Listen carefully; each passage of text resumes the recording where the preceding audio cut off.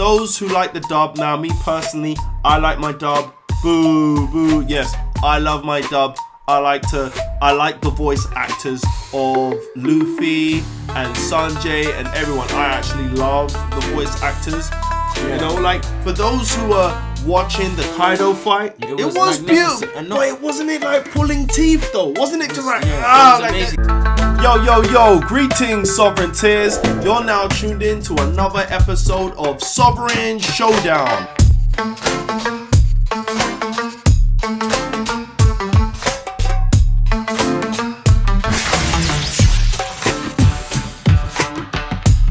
Welcome to Sovereign Showdown. Drop a comment, subscribe and hit the bell to always be reminded of our latest videos. And in this segment we'll be doing Slept On, and we'll be diving into all of the animes that we feel has been slept on. Now we've seen over 150 anime series, and at the moment we know that besides the top 10, the top 5 and the top 3, the big 3, there are some that you have missed. And today we'll be covering Yu Yu Hakusho. Yu Yu Hakusho, written and illustrated by Yoshiro Togashi.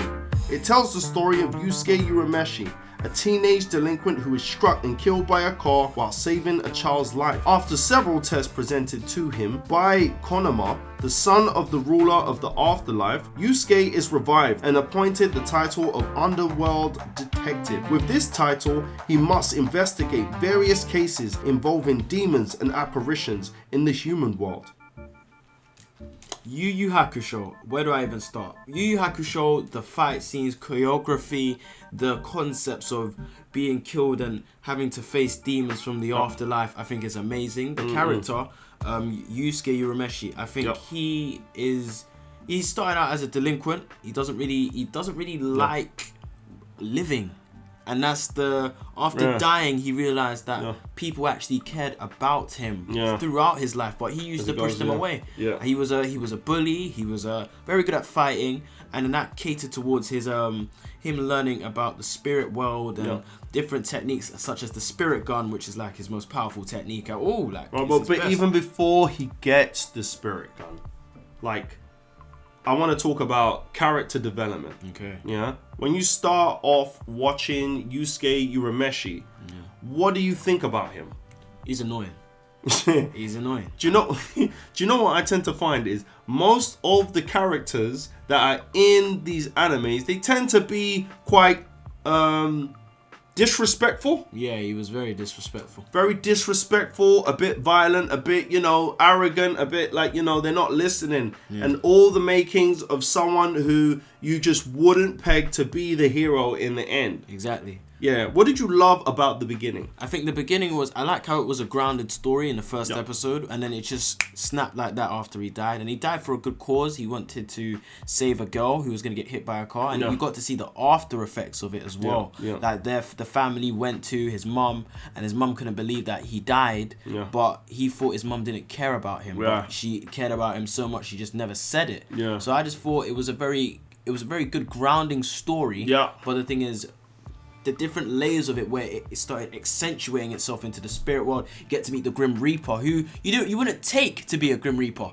honestly. Yeah. But it was the slight changes of how you would perceive the afterlife, which made the story so amazing. Like even the son of the underworld king, he is literally a baby. He's a baby. He sucks his a dummy. Like, a dummy. Yeah, what I really loved about Yu Yu Hakusho was, like, they just flipped everything on his head. Yeah. They have the guy who seems like the bully, who is arrogant. He ends up turning to be like the Earth's guardian. Yeah. The Grim Reaper, you're thinking, okay, the Grim Reaper should be this bony-like figure. Turns out to be a cute girl. A cute with blue hair. Cute lady. She's like a witch. She flies on a broom and everything. She's a cute lady. And then the son of the boss of the underworld, you think he would be like this, this strong, almost demonic being maybe. But he's a baby sucking on a dummy. Yeah, literally. just a pacifier. Yeah, he's sucking on a pacifier, although you think it's a pacifier. Yeah, exactly. What did you think about the character development of Yu Yu Hakusho? And what was your best moments? What do you think? I'd say my best moments. I liked the fact that when you get more later into the story, you find out about Yusuke's dad. And Yusuke's dad, the fact that how he was born, and you got to meet that he's been in the underworld. And what was deep for me is the underworld, like the way they tell the time was from Yusuke's dad's belly rumbling for souls. When his belly used to rumble for souls, that was them telling the time of, oh, it's 5 p.m. now, it's midnight, or this, that. His starvingness, his starvation was the time for their world. And then after his death, it was just like, wow. And he was powerful. I think the way he carried himself, it was just amazing. And Hiei, one of my favorite characters in Yu Yu Hakusho, is sick. I think he's just quality. The fact that his sister, he has ties with his sister, and he's done everything for his sister, but he doesn't want to show it. And his sister cries out gems out of her eyes. When she cries gems. Yeah, it's deep. It's very, very deep. And I respect Hiei as well. I liked the character dynamic between him and Kurama as well. I think they were a tightly good knit team. Yeah. With all their strengths, weaknesses, character developments, all of them changed. Every single one of them changed in multiple different ways, and even the death of Yusuke's master, and even the growing and how you got used to that person. It's amazing. Do you know what? I really loved what they did with the master. Yeah. How the master made him train. Yeah. The way the master made him train really made you see that Yusuke was worthy. Yeah, he actually earned his power. He earned the power that he was given. He earned it. Yeah. And the way that he trained is something that really instills confidence. Yeah, I get that. In him as the main character. Yeah. That he's got this. Yeah. Something else that I really loved about it was I loved the side stories. I loved the side stories. I loved the fact that he was at a tournament and then he had to avenge his master. I know that the Dark tournament. Yeah, it's one of the best tournaments actually. It is. I did see some parallels, quite a few parallels between Hunter x Hunter and Yu Yu Hakusho. Yeah, you could tell that what the creator was trying to do was executed fully in Hunter x Hunter. Yeah, I get that. I could tell. But I think he wanted to use levels up, like he wanted to exude himself in the tournament scene. Like what I really liked about what he did. And everything to do with tournaments or to do with something, even in Hunter x Hunter or Yu Yu Hakusho, like even when you get to meet Gon for the first time. Or even Dragon Ball Z. Yeah, exactly. They always have like a tournament scene. Yeah. But they do it in a different way. They all do it, go on. And I think I think his style of it, he just wanted to adapt on it and be like, well, everyone's fighting for this one thing in a dark tournament, and if you win, you will be the king of the underworld. And same for Hunter x Hunter, he switched it as well to be as when they were trying to get their Hunter exams, for the first Hunter exam, they had to do the long run and everything. He exudes in a tournament style of writing, and I really liked what he does. Togashi, amazing man, you're an amazing writer. But other than that, that's all I got to say for Yu Yu Hakusho. I think it was amazing. I think the stories, the concepts, is super. I really loved Kazuma. I really loved Kazuma. The guy who was his rival. The guy who was his rival in the beginning. And the way that their relationship changed. It changed from, him wanting to beat him up to him really wanting to prove himself along his side. Now, so selling points for me, I really love the power-ups. I really love the power system's cool. I really love the character development. I really love the concepts. And I feel that they're really good at delving into the world of spirit.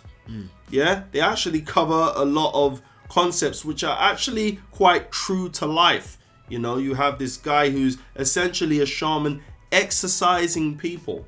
And it ties in with a lot of stuff that is quite occult out there, which is quite widely known amongst people who are into that kind of stuff. So they really touch upon some real themes there, some real things, very educational.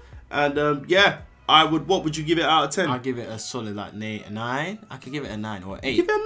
8, yeah. 8, 9. I could give it an 8, 9. I think it was good concepts, good quality. It's good quality anime. It's a good watch. I would give it 8.5. Fair enough. An 8.5. Yeah, I'm with you on that. It's good. I think it was good. But thank you for tuning in to Slept On. But this is Mr. Imagination, Paul Nelson. And let us know what you think about Yu Yu Hakusho. Let us know what you think. And get into it, man. With more epic movie anime reviews and drawing tips, make sure you head down to www.sovereigncomics.co.uk. That's www.sovereigncomics.co.uk to get our latest Mr. Number Beta Maths comic book series and the latest merch. Sovereign Showdown!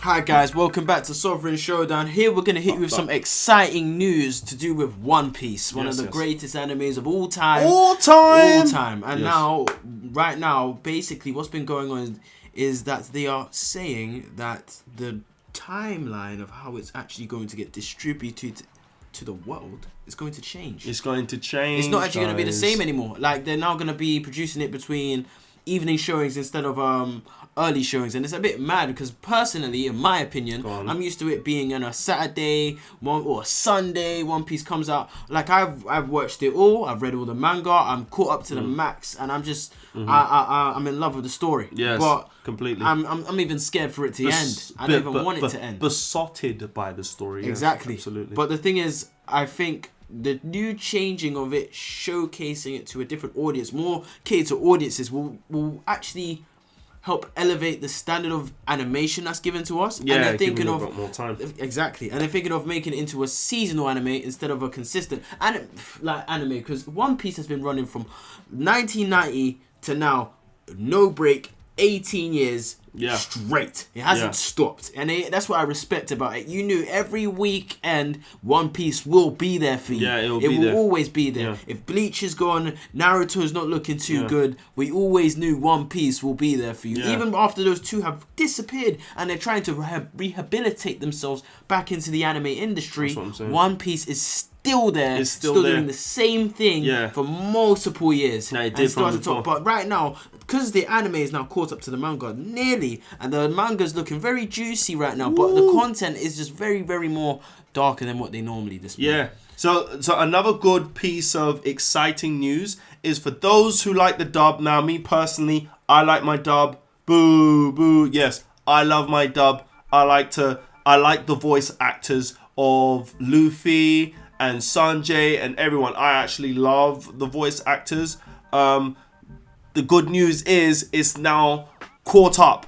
They have now caught up to where we was before, and they've had all of it voiced over and dubbed over. So now it is finally caught up, guys. For those who like your dub and you like the voice actors, is caught up. So I think the time away that they've had has been good. Yeah. You know, I actually really felt for the creators, you know, the people churning it out, working tirelessly to kind of bring us that high quality animation and action and everything. It looks like they've had a chance to be like, all right, you know what? We want to make love to this thing. Let's not try and force it in and just chuck it out as quick as we can. Quick as we can, and be guilty when we're showing them the fillers, because we know that they're looking forward to the next big fight and, you know, settling it. You know, like for those who are watching the Kaido fight, oh my god, it was beautiful. It was beautiful, and but it wasn't it like pulling teeth though? Wasn't it just like amazing. Agonizing though? It was agonizing though, because it was stretched. What do you think? I think it was in between, because it's not that we just had to deal with the Kaido fight. We had to deal with the Zoro versus King fight, the Sanji versus Queen fight. There was multiple different fights going on at the same time, and I feel like every time the animation elevated every single time to every single fight. So like you started off with Sanji versus Queen, and it was amazing. And then you stepped up to Zoro versus King, which was one of the best anime fights and Big I've Mama, seen. Big and, Mama, Big Mom as well against Law and Kid. They had beautiful choreography. It was epicness. Honestly, I just feel like this break was good for them. They even got it was needed, and they even remastered the actual anime for the Fishman Island arc, which people didn't like a lot, but because they changed the animation for it, it made people look into it more better. It felt more smoother. And it felt more engaging for new audiences who decided to just skip the art because it wasn't really for them. And that's okay. There's nothing wrong with that. But personally, it's all needed. It's all needed. It's all needed. You can't really skip a beat, but they said, you can't skip Fishman Island because it's needed, it's necessary. Or they wouldn't have remastered it. They could have remastered so much. They could have remastered a lot. They need that. Fishman Island. So think about that. They need that. Fishman Island because of Jinbei. Exactly. Fishman Island because of Jinbei. It's not just about what I love about One Piece. It's not just about the character. It's about everything about surrounding the character, where they come from, how they met, the trials and tribulations they had to overcome in order to get to where they are, a part of the ship. So when you're looking at the Straw Hat Pirates, you're looking at all of them individually. You're not just looking at it on the surface. There's so much emotion, so much feeling behind just looking at them all standing side by side with each other, knowing exactly what each of them want out of that journey and what bonds them together. So that when a character is down, someone is taking a beating, or someone is about, their life is threatened, it's that much more emotive.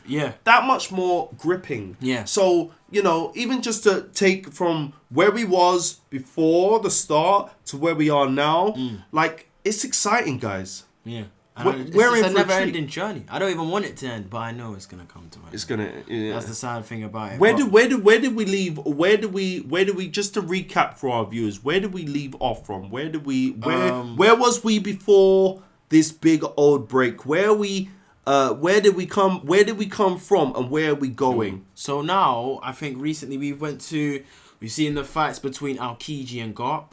So honestly, I would just say. They just flipped the One Piece world and just said, everyone you want to fight will fight. There's no one stopping. There's no more like people are just gonna stay in their houses and people aren't gonna meet on their ships whilst they're going to the places they need to go to. Shanks is like, I need the One Piece. Do you want to go find it, Bembek? Let's go find it right now. Everyone's just on it. They're on it Law now. versus Blackbeard, naval battles and ships and everything. We don't normally see naval battles in One Piece, but it was ship against ship, island against island. You got Garp, a normal human with haki, versing an island, who has a person who has the island fruit. Wow. You've got everyone's just stepping up. You got Luffy saying, I'm stepping up too. I'm not gear 2 anymore. I'm gear 5. This is a new me against Lucci. And then everything's getting torn apart. Garp's apprentice. Kobe as well, which is Luffy's best friend, which you see the different levels of character development as well. It's amazing. It's actually it's poetic to see how they upscale every single character. Turned up the heat, guys. Make everything never wanted to stop. They said, you know what? You want the journey? This is how it's gonna end. So I just can't wait for that war arc at the end because I know everyone's gonna go at it. But me personally, I think the break was amazing for One Piece, and I can't wait to see the distance they're gonna go. I've read the manga, so I know the distance, but I can't wait to see it. But yeah. Thank you for tuning in. That was the new news to come towards One Piece, and Sovereign Showdown. With more epic movie anime reviews and drawing tips, make sure you head down to www.sovereigncomics.co.uk. That's www.sovereigncomics.co.uk to get our latest Mr. Number Beta Maths comic book series and the latest merch. Drop a comment, subscribe and hit the bell to always be reminded of our latest videos.